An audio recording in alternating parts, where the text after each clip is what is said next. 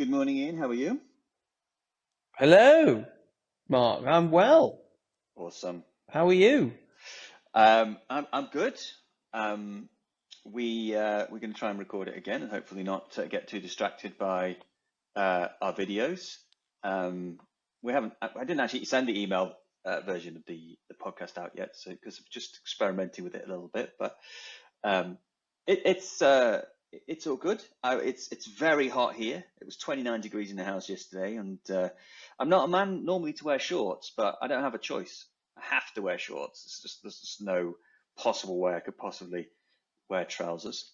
I'm sure it's as sunny as nice and hot where you are as well. It's this minus 8. I think it was last week. Nice, nice. Lovely, isn't it? Yeah, it's beautiful. Although it was, Yeah. and it snowed a bit, which is exciting. A little bit of snow, and it was exciting. But it wasn't quite exciting enough to, take a day off school, Did you go which was, tobogganing? Was there I enough think, to go like actually? no.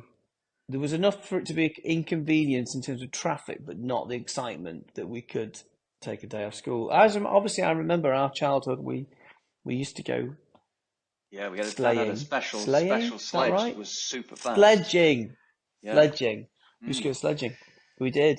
We The used to leave trails of rust in the snow because it was metal. Do you remember? The UK, when it snows, it seems to go to pot. I mean, it must be like lots of countries like Canada where it must snow all the time. People just must not bat an eyelid because it obviously things Yeah. still have to happen. But the UK goes, oh, look, let's snow. Let's shut everything down. It was Well, they always an said like excuse it to not says. go to the school, wasn't it? Well, we used to say, well, from an ecom perspective, it's not actually the weather that affects, it's the changing of weather. So if it's Mm. extreme, so if all of a sudden it's beautiful sunshine and then extreme becomes a storm, or it's extremely cold or extremely hot. It's the changes of extreme that tend to affect the ecom. Certainly in England, anyway, because it's the weather's pretty Also, rubbish the all the shock of time. it is what changes it. Like if they expect it to be snowy for a while, then it'll be Yeah, the same. But the sales will go down. Like if you have unexpected rain or unexpected snow or unexpected sun, it's like that seems to change patterns, and you'll have either a really good day or a really bad day, depending on whether or not you tie into yeah, it. Um, but it once it's like you can't make a rule. You say, oh, every time it's really heavily raining, we won't have bad weather. But because if it's like the fifth day of heavy rain, things get back to normal. People just go, well, okay, it's mm, heavy raining. Let's just get back to normal. yeah. Um, It's true. so let me introduce the It's a podcast shock. topic today because we wanted to talk Yeah. about finding the lever. So finding the lever to pull at the moment, and we're a big fan of um, finding the bottleneck in the business to growth and understanding how to scale using that and keeping it very simple and at any one time really saying at the moment it's this. And I don't really know whether or not comes directly from my work. I mean, I used to be a mechanical engineer. That's what I did at university. And we learned from a guy called Eli Goldratt, who wrote the book The Goal, which is a fantastic book if you've never read it. And I've read all his books. And recently, his daughter, because he's fortunately passed away, his daughter finished off one of his final books, and it's called, I think it's called The Flow or something like that. I've It got it there. is. Oh yeah, goals, Well, you bought it for yeah, me. I bought it for everybody, You didn't I? bought it for me, and I Yeah. actually really enjoyed it. It was such an easy business book to read. I even read it to my children as a bedtime story. Well, they kind of like it's a business book written as a narrative, isn't it? Which makes it very easy Yeah, yeah. to read. And I think um, he came up with the theory of constraints, and the theory of constraints is all about working out what the bottleneck is in the process and working out what to work on next. And I think I brought that to e-commerce with the KPIs because there's always one KPI that is limiting throughput. So, for example, is it the fact that we can't buy enough traffic? If we can't buy enough traffic, why can't we? Which of the KPIs is limiting that? Or is it, in case of some businesses, we might have really good ROAS, we might have a really good conversion rate, but we just can't literally ship any more products without getting too much customer support. Like we get swamped and we get bad reviews. So there's always like a fundamental bottleneck in the growth. And the reason we wanted to Mm. talk about this today is because we've been working with quite a few people, actually quite big, in fact, they're quite decent size, the ones we've been working with the past couple of weeks. One was 10 million, I think one was 15 million. I was talking to someone this morning who wants to get to 30 million. Um, and no matter how big you are, the theory of constraints still works. And so it's about, this conversation is about, well, how do you find out the constraint within your own business? And I thought probably the best way to do it is to talk through some stories of people we're talking to Yeah. recently and say how we did it for them, and maybe people can work out how to do it for themselves. Yeah. So Well, do you that's want true, isn't to? it? Yes, I'll put some context around it from my perspective. And sorry, I'm sitting on a leather chair and it's squeaking, if you can hear that, but possibly Just people slightly, didn't. it's all right. But It's not too bad. yeah, it's just Just real, think people it's think you're fine. doing a large fart. You have to sit sit on a chair. um, and so the the conversations I've been having repeatedly, particularly this time of year, and I think we touched on this at the earlier, the end of last year, is about really the numbers. Are we going to hit the numbers this year? What we're targeting, what we're forecasting, and whether we're going to hit it, and how realistic is it? And what levers do we have to pull in order to get that target right? And the narrative goes a bit like this. So this is my kind of flow into understanding what the levers are in the business at this particular time in an ecom business. I often ask, what's the overall target? And they might say, okay, we want to we want to double this year, or we want to grow by 50% or 20%, whatever it might be.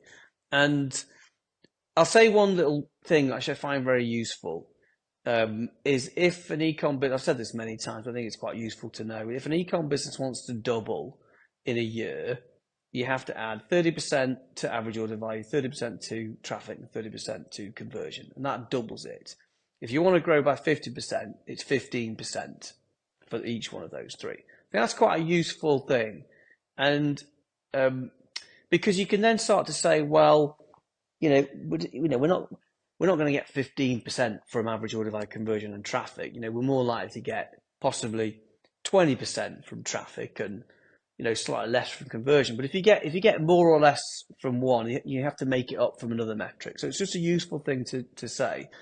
And the other question is, let's say we've looked at the overall target, and let's say they wanted to grow by 40% this year, which is punchy. Let's say business, this was true. This was a business that was doing about 8 million, and they wanted to get add another 4 to about 12 million. And the first question to say is, okay, well, what's is there any room in the tank in terms of paid? So I always say there's only two types of ecom businesses. There's the ones that are not spending enough, and there's ones that are spending too much. And generally, that's the first question. So I would say, are we hitting the minimum ROAS that we can go to? That's the first question. So real life example, Mark, and feel free to butt in here, but there's a real life example. There's a UK company that's doing about 14 million, and they are absolutely at the point where they cannot spend any more on paid ads. Can't do that. So the lowest ROAS they can go to is like 3.5, and they're at like Yeah, there's no wiggle 3.3. room. There's no wiggle There's room, is there? no Then wiggle room. Yeah, there's nothing they can do. Now, so we're left with a few decisions to make. So fundamentally, if they're on 14 million and they want to grow by 30%, where's that growth going to come from? Because we can't get any more traffic, okay, within the current method. Like we're maxing out the lowest ROAS possible. So what does that business do? And that business has two clear decisions to make fundamentally. Number one, they can either increase conversion rate, which means their ROAS goes up because they're getting more revenue from the same spend, and they can then pull the traffic lever back down. So that's conversion rate that goes up. The second one is they can increase average order value. So if average order value goes up, then they're getting more revenue from the same spend. So both of those is like an optimization play. Like we're trying to get conversion rate up, or average order value, conversion rate up, which means our conversion rate goes up, ROAS goes up. We can pull the lever back down to get more traffic, and we can start growing again. The second option is, can we architect a change of maths to allow us to go to a lower ROAS? So let's say they're sat on at the moment like need a minimum of a 3.5 times ROAS. Can we change the maths to go for a lower ROAS and grow again? And there's only two ways you can do that. It's either increasing margin or increasing lifetime customer value. Because essentially, if you increase margin, you're able to go to a more aggressive ROAS that's now profitable. Same with lifetime customer value. If you increase your margin, increase your lifetime customer value, you're able to operate at a lower ROAS that's now profitable. So you can pull the traffic lever until you hit that ROAS. And so they're the two sort of decisions you need to make. And with each one of those, like if it's margin, there's only one way. There's two ways of increasing margins: either reduce your costs or increase your prices. That's one way of doing it. If it's average order value, going back to the first one, average order value is either more expensive products or it's more items per order. Or sometimes with the people who've got a mix of margins, it's selling more of the higher margin products and less of the lower margin products. And that's where it can get a bit more interesting. Yeah. But fundamentally, you've got that sort of really nice little flow. It's like, and the reason why I always start there, like, are you spending the right amount on your paid ads, is because it's the fastest way to grow. So, if you were sat on a business that, the lowest ROAS you were comfortable, when you say the lowest ROAS, you factored in your profit margin and you've got your kind of it's gross got a safety 20%. Factor in there, hasn't it? Yeah, it's already got the buffer. We're not talking about get down to the point where you're just about to lose money. We're at a point where the business is making money, where we're happy with it. Yeah. And so I always ask that question because, whilst you're faffing around, I use the word faffing around with your roadmaps and your conversion rates and your optimizations and your average order value and bringing in other products and your customer service and all your Klaviyo and email implementations and whatever platforms you're using, whilst you're doing all of that, which of course we know takes time, you should be maximizing the traffic. The first question you'd be asking yourself if you had a physical store is when we're going to open. When we're going to open the store? Should we open on a Saturday and a Sunday? Should we open at late night shopping on a Thursday till 10? Like, is it worth doing it? And that's the same with your paid ads. You're deciding when you want to open the shop. And, and obviously that's instant. That's an instant change to the growth of the business. That's why I always say maximize that out. When you're hitting that point, if you're hitting that ROAS, then obviously you then have some decisions to make. And it's kind of a continual cycle of doing it. And so that's my kind of go-to flow, which I really like that flow. It helps me very quickly go into an ecom business and decide exactly, what's the big picture very quickly. You sort of follow that narrative. And I love it. Well, let's talk to I love it. Let's talk to that business example that we're talking about. So there was no wiggle room. They realized that the only way to grow is to increase their ROAS at the moment because they're already at the level that they can't go below. In fact, I think that last year they went a bit below the ROAS and they didn't make any money, and that was not good. So they need to increase the ROAS. So there's those two things. Do we increase the conversion rate, or is the lowest hanging fruit the average order value? Average order value in that case is very much specifically they're selling products that other people sell. There's products that people can price match against, and so therefore it's very difficult for people to effectively for them to increase the price. Like they could try and increase the price, but they know that they've got to be competitive for those products. So therefore, it comes down to the lowest hanging fruit is going to be the conversion rate, and so therefore You go, Yeah. right, this is a conversion rate play. Where are people landing? And they're landing on the 70% on the mobile page, and 50% or 60% of those people are landing on the product page. So it's a mobile product page. Let's increase above the fold content, and let's increase there. So that kind of comes down to that. Now, what is amazing to me is that, for that business, it becomes almost like they need to have one conversation all the time, which is about what's the conversion rate, has it come up this way, and that's what we want to focus on. Once you got to that KPI, you can do that. So I'll give you an example. Someone has rocked up with me, and I'm doing some coaching with them, and I think there's a call today or tomorrow, and they're coming at me with a SWOT analysis. They want to go through their SWOT analysis, and I'm thinking, well, that's a complete waste of time, probably, because ultimately, where's the target, where they want to tick, where they want to hit, what is the KPI we're working on, and how we're going to hit the target. A SWOT analysis is, it's a good tool, but it's a 100,000-foot view, and it's like, I don't know, have you ever, a SWOT analysis for me, have you ever come out with something massively insightful from a SWOT analysis? Yeah.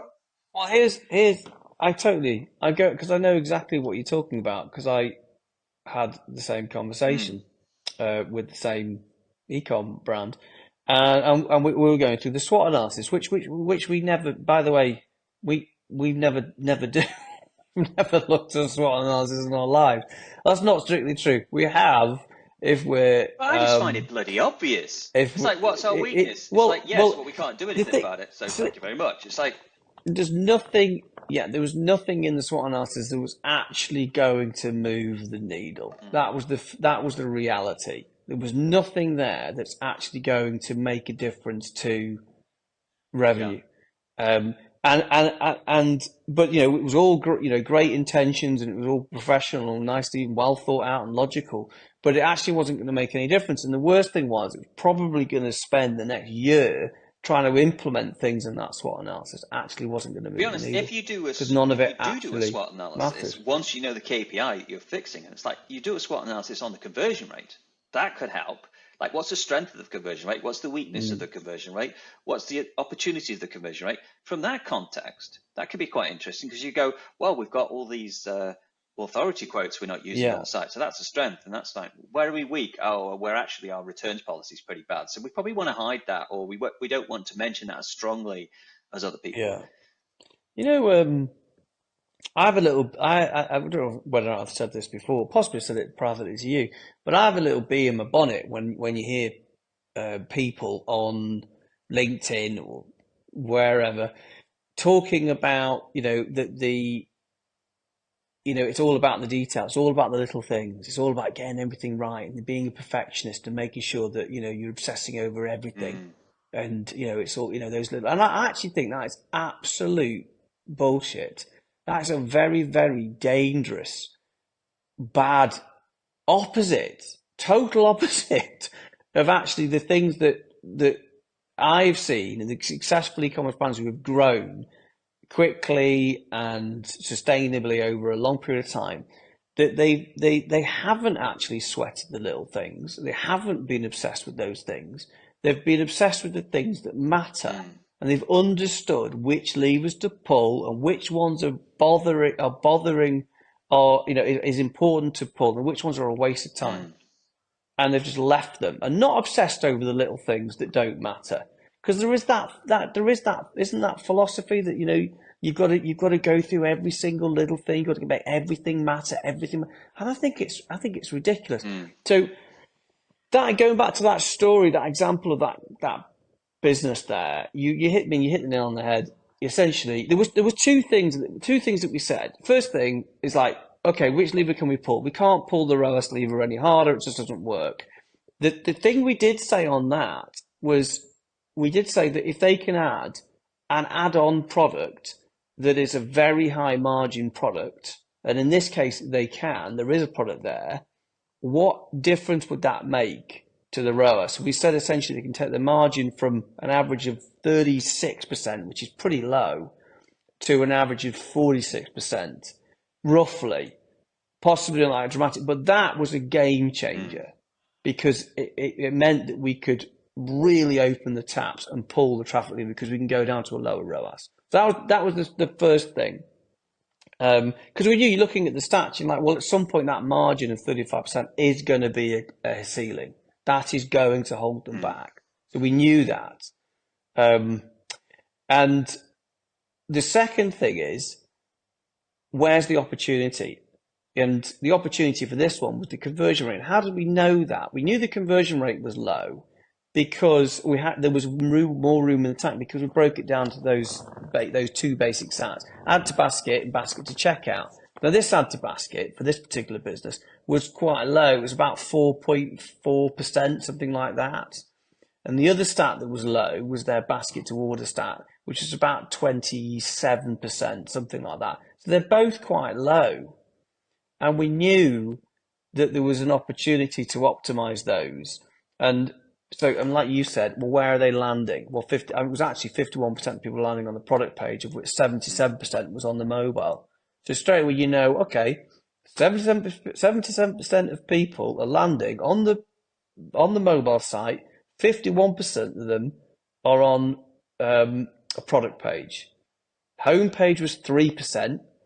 Like category was about 8%. The rest of them was like blog and cart. So it's overwhelmingly, in order to improve the conversion rate, we've got to focus on the mobile product page, and we've got to improve the add to basket. And by improving the add to basket, we'll improve the conversion rate. By improving the conversion rate, we'll increase the ROAS. So for the same spend, we're getting more return, which means we can pull the lever down and we can start growing again. So you can take that ROAS back down to that 3.5. So it's a good logical plan. And I think it's just like within a very short space of time, you can get right to the nub and the heart of where you've got to spend the time. What is the critical things that are going to move it? And then, of course, you put that back to the roadmap and you say, okay, let's have a look at the roadmap, things we're doing in the next 6 months. Which things here are going to focus on improving the add to basket on the mobile product page? Because in this particular case, that was where the opportunity was. Let's go through. You look at it and go, right, there's nothing here on the roadmap that's going to hit that KPI. Right, what the hell are we doing? It's a waste of time. So essentially, there's that logic, that little mathematical elimination. Yeah, To where to I think spend it's your kind of time. like Biggest bang build for the your time. box. You build the box where the optimization needs to happen, and then you brainstorm within that box. You don't brainstorm and then build the box, because you're working too hard to have too many ideas. And then when you look at the roadmap and you go, well, it's actually a product page conversion rate at the moment, and on your roadmap you've got this all-encompassing, support ticket system implementation that you're going to put in. It's like that is not important at the moment as getting the product page conversion rate up, because you can't scale. If you don't have that logical, I mean, and obviously we've had to do this because we've been doing it for so many years, and we've had to have the ability to get down to what's the actual lever. If you don't do it, do you know what happens? Do you know what that logical approach is replaced by? Scattergun randomness.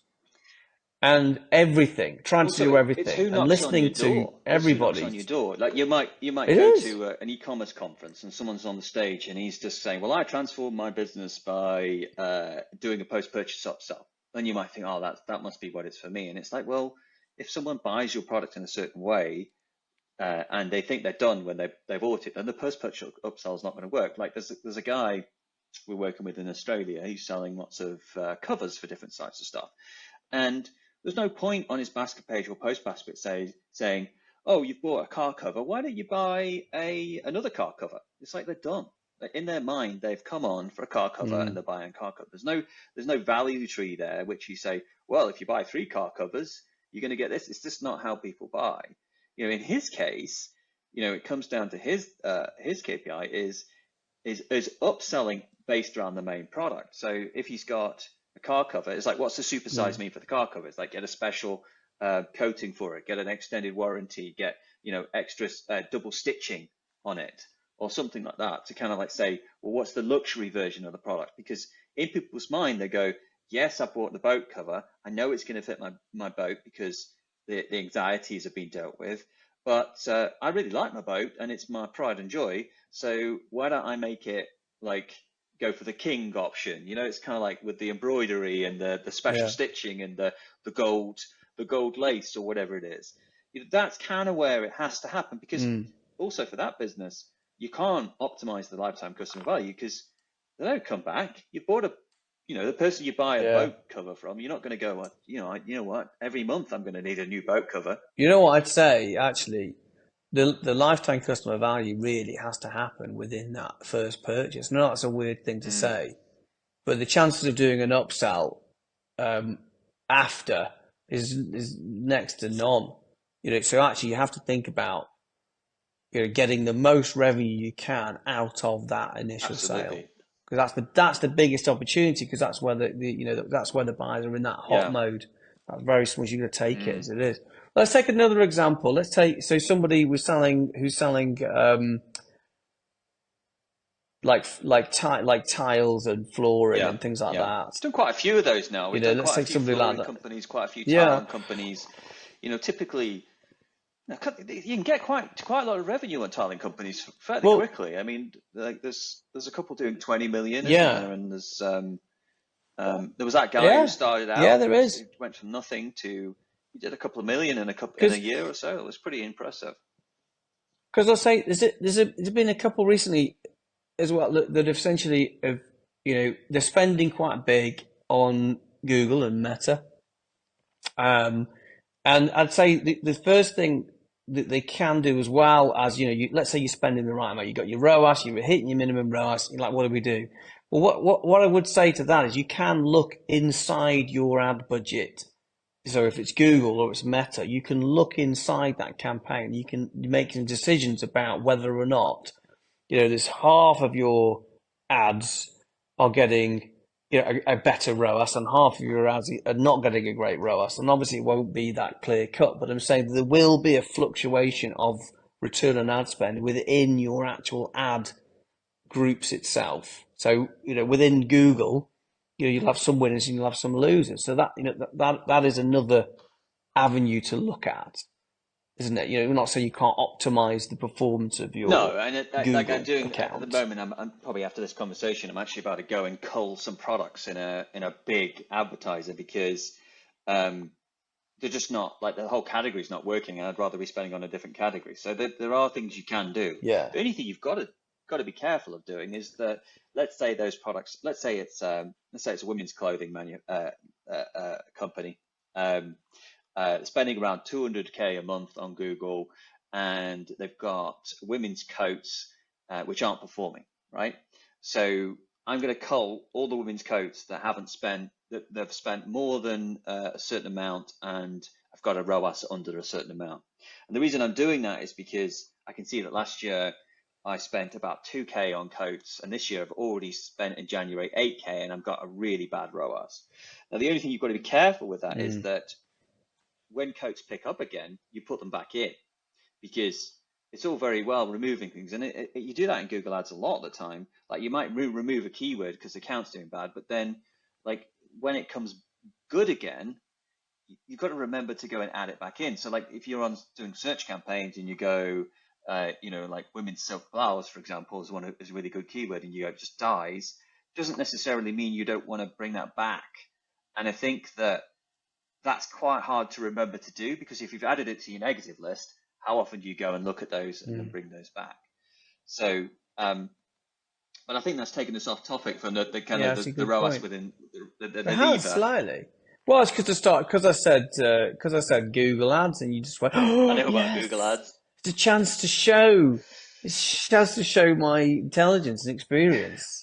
This can't resist. Yeah. So, I mean, in terms of You them, went for it, in terms of but it's them, true. they're doing a lot of tiles. You know, what would you say their biggest Well, KPI is? well, okay. There was two things for that. Two things for that, really. When I said before, look, there's two decisions you can make. You can either go and change the route. You can either try and go to a more aggressive route by increasing your margin or lifetime customer value, and the other one is you increase your conversion rate or average order value, which naturally increases your ROAS. You can do both. it isn't, you have to do one or the other. And it's not a bad strategy to try and do both. That particular example, they're doing about 15 million, something like that. The right strategy is to do both. And they're improving the conversion rate by looking at email and really getting better at doing email. And that's part of the conversion rate. So capturing a lot more email and doing a lot more work around behavioral based, doing the offer architecture. That's definitely comes into the conversion conversation. And in terms of the other side of it is actually looking at what products are just killing the ROAS and just sucking away budget. And really it's a case of what products do we want to eliminate and not recruit on. Mm. So actually we don't want to recruit on these are a waste of time. Like, we want to pull them out of the feed completely. So there's but within all of them, again, it is that sort of, logical finding the lever. And them, I mean, just let me add a bit to them. Generally, what I've been doing for them yeah, is I've actually been helping them find a leading indicator. And a leading indicator is important for those businesses where you do a lot of samples. So you have a sample, give a sample, the sample goes off, and then between 15 and 45 days, they might come back and buy or not come back and buy. So the difficulty is leaning into the traffic, not knowing whether those sample orders are going to come back. So I've been working with them to work out, yeah, like of those sample orders, they're probably going to come in a curve. So like 80% of the sample orders, if they're going to convert, probably happen by day 25, or let's say for 25. And therefore, if 10% of the sample orders convert on by day 5, then you should have a decent leading indicator by day 5 to understand whether or not those samples are actually going to convert or not. So what we're looking for in their case is, so their KPI that we were actually working on is actually building a methodology, a system methodology, in order so they can scale, so they can understand when to scale. Because what happened last time when they scaled is they scaled and the sample conversion rate went down and they got themselves into trouble because they were spending and the samples weren't converting. So in terms of, well, essentially they scaled, but at the cost of profit. yeah. I mean, it was They were basically a sending out margin because loads of eventually they were samples, increasing the ad loads and loads of spend, and it samples were actually going wasn't. out, but they weren't converting. But by the time they figured that out, it was too late because they'd already spent the money. So in their case, but I'd say to kind of just say, because obviously it's quite unique to have a sample, but in most e-commerce businesses, one of the leading indicators, if your length of time to buy is quite long, one of the leading indicators can be how many email addresses we're capturing. That's sort of simplistic way, and you have to think about how many emails you're requiring. yeah. As a result of your paid activity, and then if you're having a sale period, you're then recruiting new email address, which you can then put into your prospective sale, and then you can you could build a leading indicator on an push email the as well. button. You could say, look, we've got this many sales come in, we've got this many emails captured, therefore we believe when we do the sale, we will get this many. And but do you know what? Can I just say one thing? Do you know what we're saying ultimately? What this all, unfortunately or fortunately, revolves around. All the decisions and everything we've said comes down to one reason only: how can we scale our paid ads profitably? If you think the real question of scaling an e-commerce business, and if is to answer that, how can we profitably increase our ad spend? Because if you answer just that question, you're figuring out conversion rate, margin, lifetime customer value, average order value. I'd like to widen that. I'd like to widen that to say, how can we buy customers profitably? Because like sometimes people might work with influencers, or sometimes people might work. And if you think about a physical store, a physical store is basically like, they know if they had a shop on the busiest street, then they're going to get more customers. But to get on the busiest street, they have to have a higher rent. And so therefore it's like, well, how can we afford that rent? And, so like we'd like to have a shop on Oxford Street in London, but we can't at the moment because we can't afford that rent because our per foot revenue per visitor in the shop is too low. So what would the maths have to be in order for us to afford that rent? What would our average order rate have to be? What would our conversion rate have to Yeah, be? Exactly how many customers would need to come in the shop? yeah, Yeah, and it's obvious, isn't it? yeah. It's an And what I obvious find when you fascinating, put it in that context. That's a good and nice analogy. That I think I'll steal that off you. and I do this with I've got a 16-year-old son Ben, and every time I go through a shop that's closed, I'll ask him, well, what shop was in there? Why do you think that closed? What shop would you put in there instead? Oh, you mean it's Yeah, it's shut shut down down? The because shop's shut down. there seems to Yeah. be like on certain like places on the high street or on the street in St Heliers where I live or in Mission Bay. There's always certain shops that don't seem to work. There's certain positions of shops that don't seem to work, or Mm. they seem to close down, or they seem to turn over very quickly. And what I'm always interested in is like, well, why didn't it work? Why did that shop not survive there? Why did people think that it was going to survive there? And what fascinates me is that often, like there's a position in Mission Bay, for example, that for years was a fast food place, and fast food places kept going into the same place and failing, and going into the same place and failing. And I was like, why do they think they can make that work as a fast food place and it keeps failing? Now it's a real estate agent because they don't necessarily need to make the money from people walking past, and that's interesting. And I think that's the same with e-commerce. It's like there's the equivalent of the Oxford Street. There's the equivalent of Times Square Mm. in e-commerce.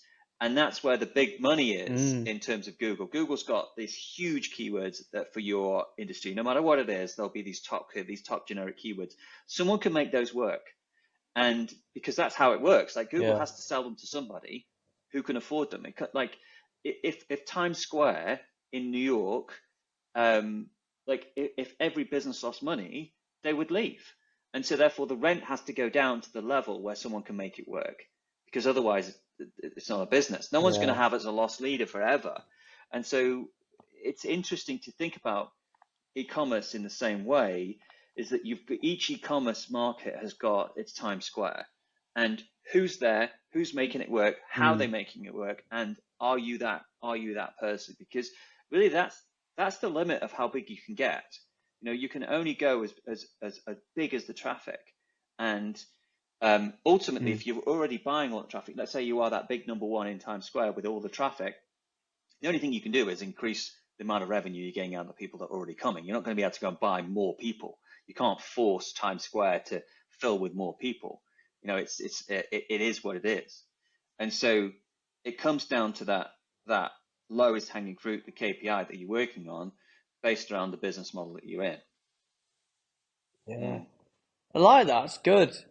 There's always, there's a New York Times Square in e-commerce and actually in every Mm. industry. Who's dominating that? What are their maths? Understanding that, Yeah.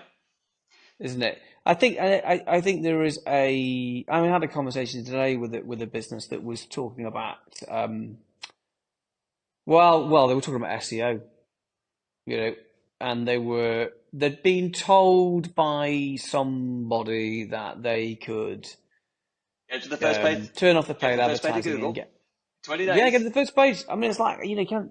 I know, and obviously you kind of think these are sort of things people got sucked into 20 years ago, but it seems to still be happening.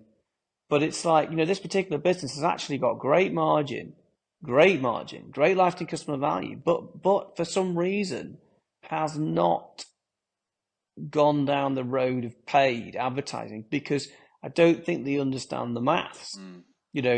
What are the mechanics of for every pound I spend or every dollar I put in the machine, I need X dollars I used out. to hear people say, "Well, I'll do paid, and then when my SEO comes, I'll stop paid and I'll run SEO." And it's like it's not going to happen. I don't think it's ever happened. I No, think they are separate beasts. no, They are separate channels. There are certain people that click on ads, and there are certain people that click on SEO. They are different people. Like there are some people who you say to, "I never click on ads," and they go underneath and they look for the things. And there's some people who just click through the top. There are different markets. And yes, I think it does yeah, come down to like if you're bidding on the brand and no one's bidding on your brand, and should you be there? But having said that, we just ran this was for a handbag retailer, and she stopped bidding on her brand, yeah, and her new customer sales died completely, even though we can see that pretty much, because in PMAX campaigns you can exclude the brand and all that kind of stuff. And I think what happened was, even though people can just find her website, all the second-hand products that people are selling on eBay and bags that have a similar name, even though it's not hers, and maybe some of her resellers, they're there, and people are just getting lost and going down a rabbit hole. And so you've got to be very careful when you don't, bid on brand, that it doesn't affect your numbers. And I think for her, we're just lucky that we could see it. Yeah. Yeah. Well, that's another down little Google shopping rabbit hole that you've just managed to weave in there. But anyway, finding the lever within the lever is all about finding the focus that you're going to be working on for that quarter. I think each quarter should have a main focus, and then you should reevaluate what you're doing, and everything. All the conversations should be around that, and it should be brought back to the target sheet, which is why I'm trying so hard to get all the target sheets set up for everybody on all the programs, so we've got something accurate that we can look back at. Because if you have that right in front of you, it brings your attention back to the numbers. Says, this is what we wanted to do. Yeah. These are the figures we wanted to hit. Why aren't we hitting them? Or why did we hit them? Like, what's going on? And if you're hitting them too easily, why aren't we pushing harder? Like, what's going on? It's so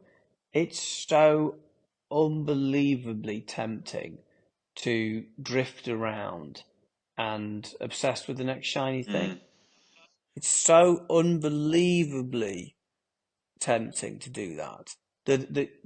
And it's not just tempting, it's like 95% likely that that's going to happen. You're going to start to drift around. You're going to start to look at every other thing that's going on in your e-commerce business. You become obsessed with it with possibly equal weight. So you have to be incredibly disciplined and structured to not go down that path, because most people do. I think another thing we all do in business. It's not where the growth is. Another thing we all do in business is something will work really well. You'll be really excited about it, and then you'll stop doing it. And you go, and you'll pay an expensive consultant to come in, and they go, why aren't you doing this? And you go, well, we used to do that. And then the consultant will go, well, does it work? And they went, yeah, it worked really well. And they'll go, why don't you do it? And they go, because it's not an exciting new shiny thing anymore, so we stopped doing it. But it actually made a difference. No. Do you know why they stopped? They stopped? Because Jane in customer service said that one customer complained, so they stopped it. That's obviously made up. But that's sometimes why. Do you remember that homeware company we worked with 15 years ago, and they did a big conversion rate project, and I think they were paying about $10,000 a month for it, and they did all this split test and changed the website, and it was fantastic, and all this conversion rate went up, and then they redid the site, and they didn't take any of those split test learnings to the new site. And they obviously they went to the new design agency and they said, let's have a new site. And the design agency said, oh, we know how to make sales and we know how to do it. But they didn't communicate all that was lost. Say, well, forgot this split all test the this split test showed tests. this. It's like, had you given that? And it fascinates me how people spend money, they learn things, and then they forget them. It's like, so, if you take one thing from this podcast, it's like, what did you do in the past that worked that you've stopped doing? I bet you there's lots of things. Yeah. Yeah. Indeed. Yeah. Thank you very much, Ian. Indeed. Thank you, Mark. Have a nice evening. Nice chat. And yeah, you too. Get back to your 29 degrees Celsius. Yeah. It's good. Cold's good for you. I'll go put my electric blanket on. Have a cold plunge. Have a cold shower. Do a Wim Hof. Yeah, exactly. Wim Hof breathing session. I don't understand that. How is it in what one demographic of society says that cold therapy is very good, and then another demographic says if you go into the cold, you're going to die. I think it's you only go in for very long. You're not going in for ages. You get used to it. I think it's kind of like it's like a little bit of poison, isn't it? A little bit of poison makes you stronger. So. Well, apparently it's very effective. Yeah. But I like sauna myself. I like we'll heat. See. Hot and cold. Yeah, I do as well. I can't stand cold showers. I absolutely detest it. I want hot, nice, warm shower. Yeah. All right.